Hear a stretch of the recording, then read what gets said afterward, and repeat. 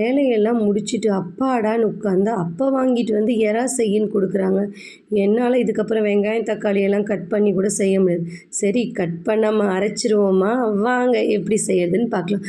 ஒரு கடாயில் எண்ணெய் ஊற்றிக்கங்க, 2 லவங்கம், கருவேப்பிலை, அதுலேயே வெங்காயம் தக்காளியும் அரைச்ச பேஸ்ட்டு, அதுலேயே மஞ்சத்தூள், மிளகாத்தூள், அப்புறமா கொஞ்சமாக தேவையான அளவு உப்பு எல்லாத்தையும் ஒன்றா போட்டு நம்ம வாஷ் பண்ணி வச்சுருந்தோம் பார்த்திங்களா எறா, அதையும் அதுலேயே கொட்டி அப்படியே ஒரு கலக்குன்னு கலக்கிடுங்க.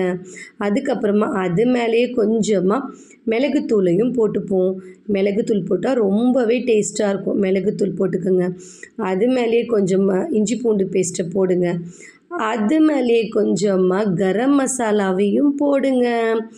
அவ்வளோதான், நம்மளோட எறா தொக்கு ரெடி. லாஸ்ட்டாக கருவேப்பிலை தூவி இறக்கி மசாலா பிரிஞ்சு எண்ணெய் மேலே வந்தால் எறா தொக்கு ரெடி. இந்த மாதிரி ஒரு வாட்டி ட்ரை பண்ணுங்கள். ட்ரை பண்ணிவிட்டு எப்படி இருந்துச்சுன்னு கமெண்ட்டில் சொல்லுங்கள். மறக்காம நம்ம சேனலை லைக்கும் சப்ஸ்கிரைபரும் பண்ண மறந்துடாதீங்க. நன்றி.